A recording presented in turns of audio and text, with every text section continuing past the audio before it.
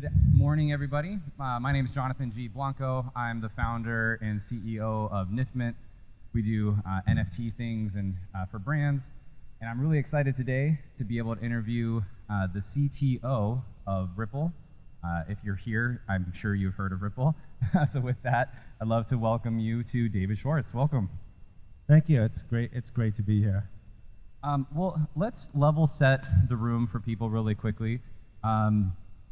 Ripple has been a top crypto and a top blockchain pretty much over the last decade. Got to correct you to XRP Ledger. Or sorry, XRP Ledger, thank you. I get fired if I don't. No, I appreciate the correction. For the last decade. So can you just, I'm sure you've done this in other interviews, but for those of us who are here, can you just give us a quick little overview of the project from that last decade, and not the whole decade, but like the inception point and when you came into the project? Sure. Just first, I want to say it's great to be up here with someone who takes business casual as seriously as I do. Got the J's on. Yeah, I don't dress up for anybody. Probably don't either. So yeah, I mean, I've been doing this since 2011. It's really hard to sort of mentally project back to that time. But Bitcoin was essentially the only game in town, and people were just starting to make clones of it. And I think the first cracks in the proof of work narrative were starting to emerge then. I know it sounds ridiculous today, but the thought then was that anybody could mine, and that like literally while you were sleeping, your PC would mine, and you would just make money. And I mean, we know now that's tremendously economically naive. Someone's going to have the cheapest power, someone's going to have the best ASIC. So it was just starting to not deliver on that decentralization promise, and transaction fees were just first starting to come up. And if the narrative is like be your own bank, no middlemen, it didn't really feel like that. So with a bunch of other people, Jed McCaleb, at the very beginning, and Stephen Thomas, and later Chris Larson and other people, we built a blockchain that we really felt was meant to be owned by the people who were using it. And I know you think that's true of other blockchains, but it's just not. It's just not. The analogy that I sometimes use is Uber. Uber is not built for drivers and riders. I mean, it's built to be good enough for drivers and riders that they use it, but the owners of Uber want to make as much money as they possibly can. And every dollar they make is a dollar that a rider pays that a driver doesn't get. And the owners of Uber want to keep Uber's profits as high as they can. They make it just good enough that the riders and the drivers will use it. And that really is the model of many cryptocurrency projects. So if you look at Bitcoin, the transaction fees are as high as the miners can get them. And the limiting factor is, of course, if they were $5,000 a transaction, they wouldn't make any money because there wouldn't be any transaction. But they're incentivized to produce scarcity. And so we wanted to build a system that didn't have those kinds of incentives, a system that's built for the people who use it, a system that really delivers on the no middlemen. Now, I wish I could say that we 100% delivered on that promise and it's all roses, but I'm an engineer at heart, and everything is trade-offs. Everything has advantages and disadvantages. There's no such thing as a free lunch and all of those things. But the blockchain that resulted from that, what we today call the XRP Ledger, has very, very low fees, very, very high transaction rates, and it's very, very it's much more decentralized than most other blockchains. And the reason for that is that fundamentally, there aren't people trying to profit off the people using it.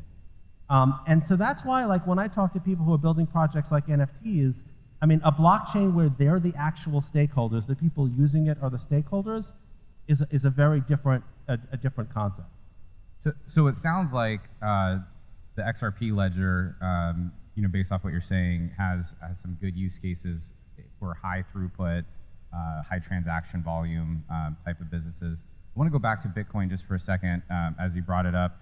From a XRP or Ripple point of view, do you see it as an either or do you still see there being a place for Bitcoin as, call it, store of value, et cetera, and then using XRP for more transaction throughput? Is it an either or, winner take all?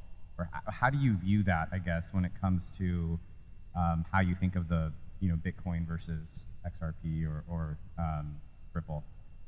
I think there's kind of two ways that you can look at that. One is looking at the blockchains themselves, and the other is looking at the digital assets themselves, and you kind of get different answers.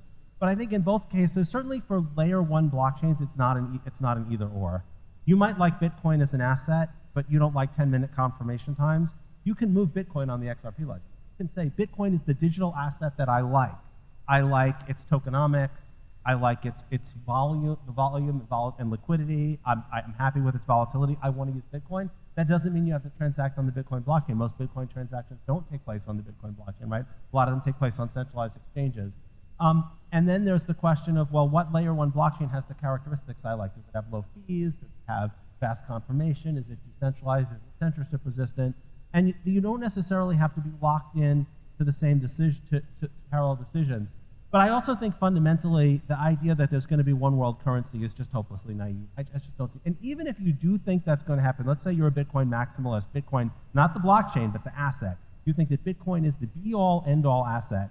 Well, first of all, people are going to want to do all different kinds of things with that asset, and they'll need systems with different semantics. But also, we're not there today, right? 99.99% of the world's value is not in Bitcoin. And so we're going to need interoperability. We're going to need on-ramps and off-ramps. We're going to need all of the same things that the Bitcoin blockchain can't provide any of those. So there's still a lot of work to be done, not in the not right in the Bitcoin. Sure. And so, in the XRP ledger context, I think a lot of people here know, it to be used in banking, and you have some banking partnerships and relationships that you've built overall. Can you walk us through how that works and how they think about that? And then I'd love to get back to the NFTs here after that. Yeah. So Ripple is a company. It's centralized. We have a CEO. We have employees. We have people who hold Ripple stock, who own equity in the company. It's just like any other corporation. And we wanted to figure out what we could do. We wanted a decentralized blockchain, but there's, just like in the Bitcoin ecosystem, there's all kinds of companies in that ecosystem. And Ripple is one of those companies that, among other things that Ripple does, we interact with the XRP ledger. And the thing that we decided circa 2014, 2015, we were thinking, all these companies were doing all these different projects. There was just starting to be an explosion of grassroots adoption of crypto.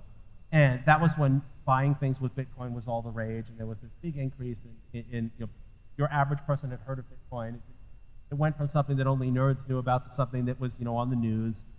And so there was that sort of inflection point, and Ripple started to be introspective and say, what can we do? What's missing that we can do? And what we thought about was we were very inspired by the internet.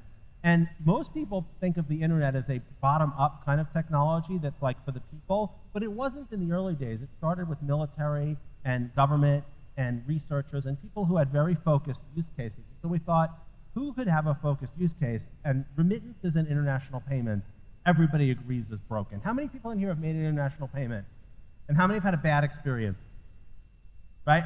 How many of you had to call up to check if the payment succeeded, and they said, we don't know, call back again in a couple more days? Like, right, I see lots of hands, but it's terrible. And it's nice when people have a problem that you have a solution to, rather than say, I have this new technology that does something totally new and different. You're like, oh, it's kind of cool. It's really nice when you say, look, there's something in your life that sucks, and I can make it better. That's a much easier case. And so Ripple said, we're going to, but if you're going to go after institutional adoption, because that's what it's going to take, it's going to take institutional adoption. It can't be 3 people in a garage. Like, it has to be an organized operation. So we said what Ripple, the company, is going to do is we're going to focus on building high-quality technologies that will allow institutional adoption. And so we look, what are the blockers? Why can't banks use a cryptocurrency to settle? And the answer is their messaging systems are antiquated. They don't even know where the money has to go when they make a payment. The messaging isn't even closed loop. It's back in the 70s if you're lucky. And so we focused on building a system called RippleNet, which is an institutional messaging and settlement system that can settle with a digital asset. Meantime, all kinds of other projects on the XRP ledger focusing on things like payments, but also things that are not payments, stable coins, which are kind of payment adjacent, and all kinds of different projects, including more recently things like NFTs. So there's an ecosystem of development on the XRP ledger, and then there's Ripple, who's, among other things, working to drive institutional adoption, use the XRP ledger as a settlement. Yeah, and just real quick on that notion, do you think sometimes people just get confused about XRP and Ripple, like the relationship between it? Because you're talking about Ripple being a centralized entity, it's a business, right? It's a company, and then XRP ledger being decentralized overall.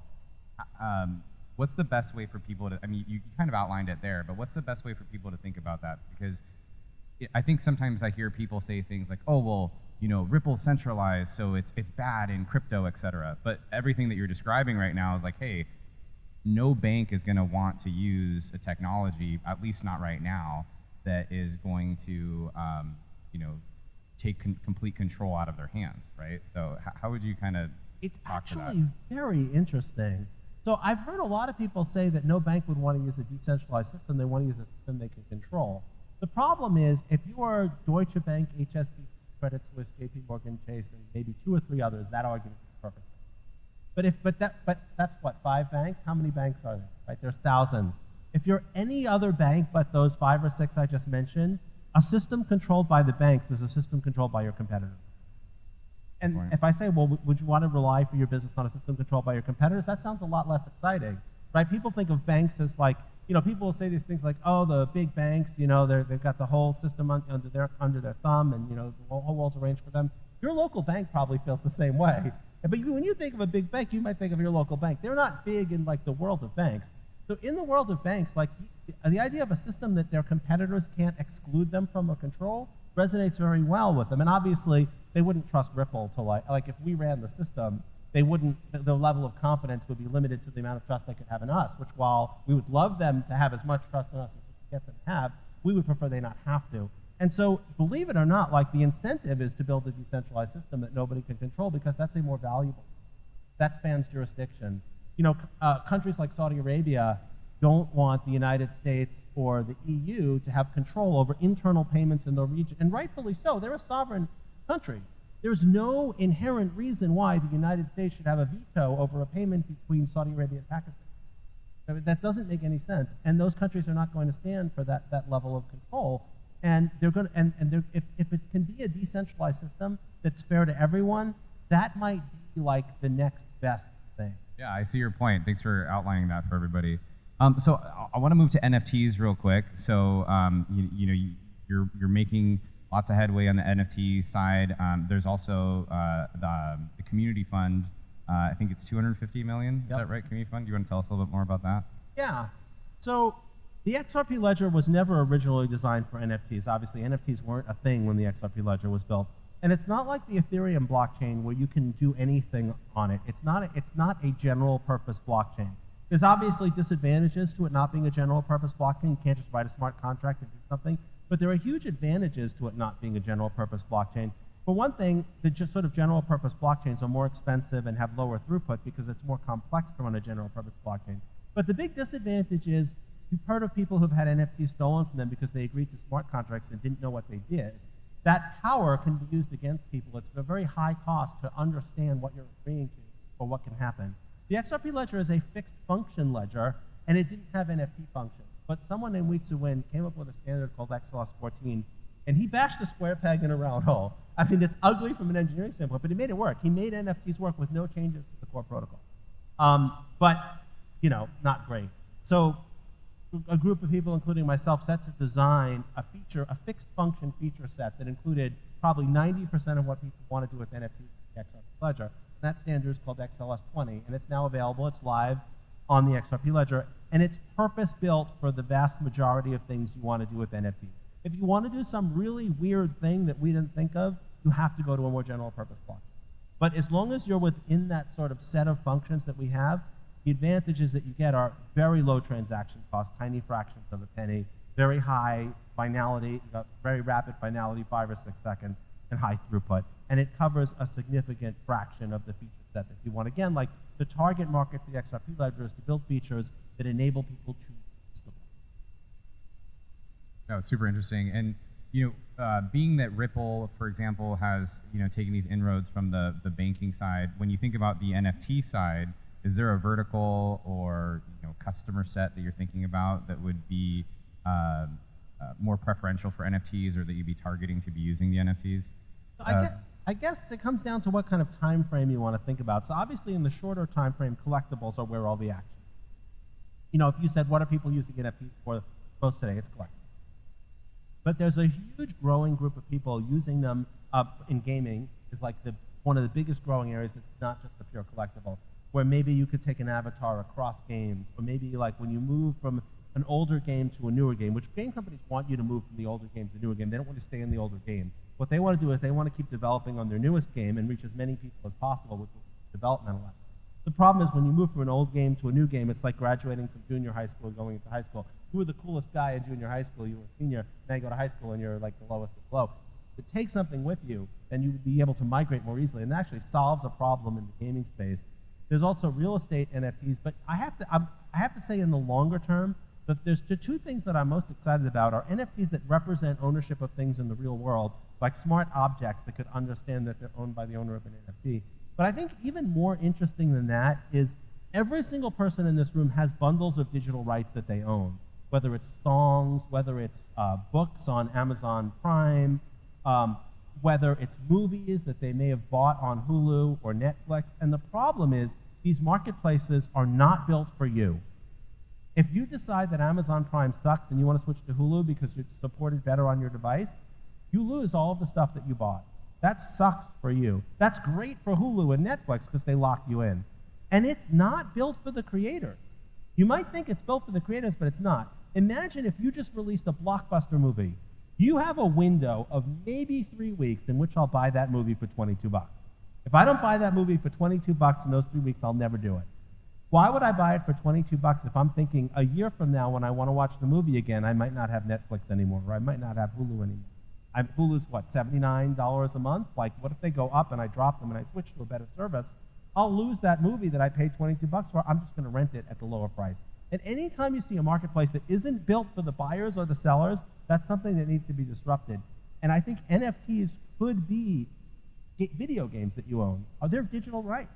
Like, digital rights is a huge, huge business, and NFTs are portable digital rights. They could be the solution to that problem. And that's massive, but of course, fairly far out because that whole marketplace is locked up by big players who are not going to give any space. And David, my final question for you. So you've been in the space in crypto pretty much since the dawn of it. And what's your outlook for, call it the next 6 months, year? What's your crystal ball say? I mean, honestly, I'm a little depressed about the FTX collapse, and I am concerned about what dominoes are going to fall. But I also don't want that to distract from people who are building things. That doesn't make anything technological that somebody built go away. That doesn't make something that's been developed not exist anymore. And so I'm hoping that when all the ashes of this clear out, the projects that had solid fundamentals, were building good tech and building products that solve real problems, will still be there, and maybe they'll be a little easier to find. That, honestly, though, it is a little depressing right now, but do not let that discourage you from building. You know, venture capital's out there. That's why we created the Creator Fund. The problems still exist. The technology still work. I kind of hope that people can keep at. I've seen this happen. You know, I've been through Docs collapsed. I mean, there have been a lot of these before, and many times we emerged out the other side. So I think we're going to again keep building. Awesome.